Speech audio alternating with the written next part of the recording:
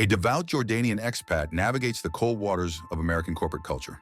When WebSphere Solutions denies his religious accommodation, an unexpected alliance forms, challenging workplace norms and transforming a personal struggle into a revolution of understanding. Chapter 1. The digital clock on Muhammad's monitor showed 12:42 p.m. His heart quickened. 17 minutes until Jumu'ah prayer would begin at the mosque 6 blocks away. He glanced around the office, everyone immersed in their work, the steady rhythm of keyboard clicks punctuating the air-conditioned silence.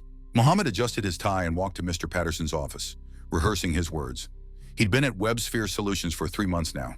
An ocean away from Amman, he'd adapted to American workplace culture, the casual Fridays, the morning small talk about sports he barely understood, the donuts that appeared mysteriously every Wednesday. But this was different. Mr. Patterson? Muhammad stood in the doorway, his voice steadier than he felt. Richard Patterson looked up from his laptop, his expression shifting from concentration to mild annoyance. Yes, Muhammad, I'm in the middle of something. I apologize for the interruption. I need to request a short break for Friday prayer. It would take about 30 minutes, including walking to the mosque nearby. Patterson's eyebrows furrowed. We're on deadline for the Henderson project. Can't you pray after work? Friday prayers are significant in Islam. They're communal and they happen at a specific time. Patterson's sigh filled the small office. Look, Muhammad, I respect your beliefs, but faith is something for outside work hours.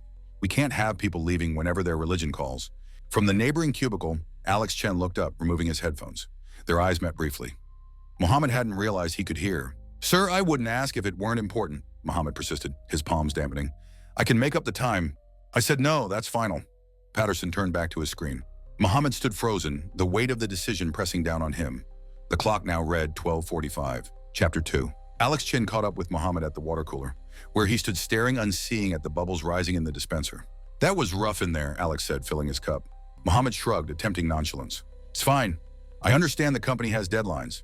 No, it's not fine. Alex's voice was low but firm. My parents came from China where they couldn't practice their beliefs freely. That's why they came to America. You don't understand. I don't want to cause problems. Muhammad checked his watch, 12:51. Look, Alex leaned closer. I'm an atheist, but even I know this country was founded on religious freedom. Patterson can't legally stop you from practicing your faith. Muhammad blinked in surprise. Why would you help me? Because today it's your prayer.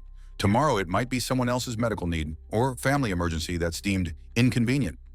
Alex straightened his glasses. This isn't about religion, it's about dignity. From across the room, Sarah from HR watched their intense conversation with interest. She approached with measured steps, clipboard in hand. Everything okay here, gentlemen? Alex turned to her, determination set in his jaw. Actually, Sarah, we need to talk about religious accommodation policies. Right now. Muhammad raised his hand slightly. Please, Alex, I don't want... Trust me, Alex whispered, then louder to Sarah. Does WebSphere have a policy on religious observance during work hours? Sarah's professional smile faltered. That's a good question. The three of them stood in an impromptu triangle, the office continuing its routine around them, unaware that something fundamental was about to change. Chapter 3. The meeting with HR lasted exactly 47 minutes. 47 minutes during which Muhammad missed his Jumu'ah prayer. Sarah promised to look into the matter, but Muhammad left feeling hollow, the weight of compromise heavy on his shoulders. He'd gained attention he never wanted, potentially marked himself as difficult in a new job, and still missed his prayers.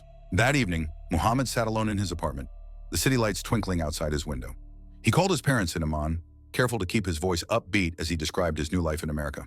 He mentioned nothing about the day's conflict. His mother would worry, his father would tell him to stand firmer. Neither response would help him navigate the cultural tightrope he now walked.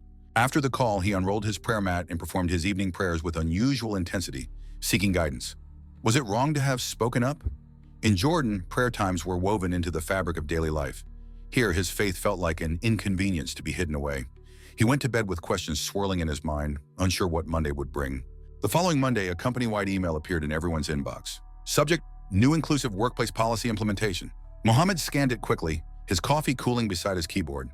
WebSphere Solutions was introducing a comprehensive religious accommodation policy, effective immediately.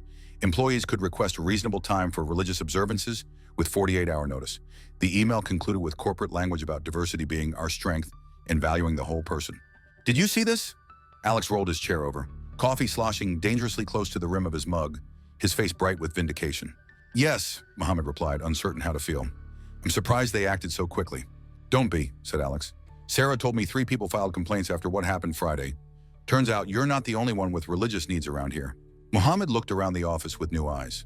Melanie from accounting, who wore a small cross, Dev from engineering, who had mentioned dietary restrictions during the holiday party. Faces he passed every day, carrying their own invisible needs and boundaries. I never wanted to cause such a stir, Muhammad confessed, lowering his voice. In Jordan, I never had to explain or justify praying. That's exactly the point, Alex said, leaning forward. No one should have to justify their basic needs. Not for faith, not for health, not for family. We spend most of our waking hours in this building. It should accommodate our humanity. The conversation was interrupted by Stephanie from marketing, who approached Muhammad's desk with a tentative smile. I just wanted to say, I'm glad you spoke up, she said quietly. I've been wanting to attend grief counseling sessions on Wednesday afternoons for months after my mom passed, but I was afraid to ask. Now there's a procedure. Before Muhammad could respond, Patterson emerged from his office, making a beeline for Muhammad's desk. The conversation around him hushed as colleagues pretended not to watch. Muhammad, Patterson said, his voice deliberately neutral. Got a minute? They walked to the small conference room, the glass walls making their conversation a silent spectacle for curious onlookers. Muhammad felt like a specimen under observation, his heart racing with uncertainty. I owe you an apology, Patterson began, the words seeming to cost him physical effort. I reacted poorly on Friday. Muhammad nodded, unsure how to navigate this unexpected terrain. The truth is, Patterson continued, staring at his clasped hands, my father was extremely religious. He used it as an excuse for many things. I have a knee-jerk reaction sometimes. I understand personal history shapes us, Muhammad offered, recognizing the vulnerability in his manager's admission. But that's not an excuse, Patterson said firmly. I've been reminded that being a leader means creating space for everyone to bring their whole selves to work, including you. He slid a form across the table. Your religious accommodation request, already approved. Thank you, Muhammad said, surprised by the tension releasing from his shoulders. I appreciate your reconsideration. The thing is, Patterson added, his voice softening slightly, I never thought about how alienating it must feel to have to choose between your work and your beliefs. The company lawyers reminded me about legal accommodations, but honestly, it was Sarah who made me understand the human side. As Muhammad left the conference room, he caught Alex's questioning glance and gave him a slight nod. Something fundamental had shifted in their workplace universe, and Muhammad felt a strange mix of gratitude and wonder at how quickly change could come when people chose to listen. Chapter 4. Friday arrived again, bringing with it the familiar anticipation. At 12:30, Muhammad packed his prayer mat into his messenger bag and quietly signed out on the new accommodation log. 3 other names were already listed. Employees he hadn't even realized shared similar needs. The past 4 days had transformed the office in subtle ways. The new policy had sparked conversations, some awkward, others illuminating. During lunch on Wednesday, Dev from engineering had explained the significance of his upcoming Diwali celebrations to a fascinated group of colleagues.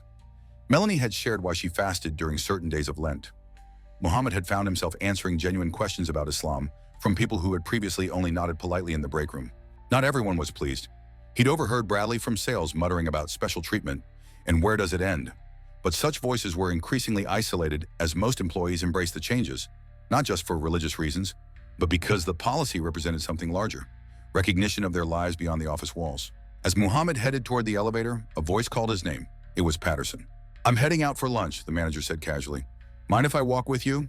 They descended together in an elevator filled with awkward silence.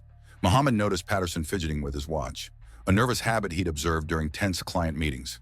I've been doing some reading, Patterson finally said as they reached the lobby, about Islam and the importance of Friday prayers. Muhammad nodded, surprised. Jumu'ah is about community, coming together. That's what struck me, Patterson admitted as they pushed through the revolving doors into the bright afternoon. It's not so different from how my family attended Sunday services. Different day, different traditions, but same human need. Patterson hesitated, then continued. My father was a deacon at our church, deeply religious, but not in a way that allowed questions or differences. When I left home for college, I left all that behind. I think I've been unfair in painting all religious practice with the same brush. They paused at the corner where their paths would diverge. Muhammad to the mosque, Patterson to whatever lunch spot he frequented. A businessman hurried past, briefcase swinging. A mother pushed a stroller through the crosswalk. Life in all its variety flowed around them. I won't keep you, Patterson said, but I wanted to ask, would it be inappropriate if I visited your mosque sometime? Not during prayer, just to understand better? Muhammad felt something unexpected bloom in his chest. Hope, perhaps. Visitors are always welcome. The imam gives tours on Saturdays. I might do that, Patterson nodded, checking his watch. You better hurry if you want to make it on time. As they parted ways, Muhammad found himself thinking about the strange paths that had led them all here. Himself from Jordan, Patterson from whatever Midwestern town had shaped him, Alex with his Chinese heritage and secular viewpoint. each carrying their histories into this shared space, learning to navigate the complex dance of accommodation and understanding. The mosque was 6 blocks away. As Muhammad walked, he spotted Dev from the office hurrying in the opposite direction, probably heading to the Hindu temple downtown. They exchanged quick nods of recognition, a small gesture that would have meant nothing a week ago, but now carried the weight of mutual respect. At the mosque entrance, he removed his shoes and noticed a text message from Alex. "How about we start a diversity discussion group at lunch next week? Sarah's already on board."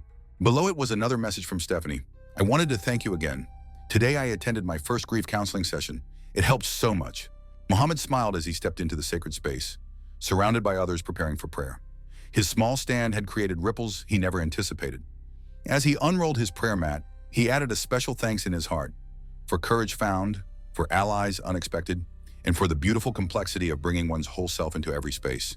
The familiar Arabic prayers washed over him, grounding him in tradition while his mind processed all that had changed. He thought of his parents and how proud they would be, not just of his standing firm in his faith, but of finding a way to build bridges instead of walls. As the imam began to speak about the importance of community and understanding, Muhammad closed his eyes, fully present for the first time since coming to America. He belonged here, in this mosque, in that office, in this country of contradictions and possibilities. His faith wasn't something to be hidden away or compartmentalized, but integrated into the tapestry of his whole life. And in that belonging, that integration, he found peace. When he returned to the office 40 minutes later, he found a small note on his desk. In Patterson's precise handwriting, it read simply, "Thank you for teaching me something important." Muhammad tucked the note carefully into his wallet, a small testament to how courage and understanding could transform not just policies, but people. Wow, what a story! And there is more coming. Don't forget to subscribe to not miss the new stories.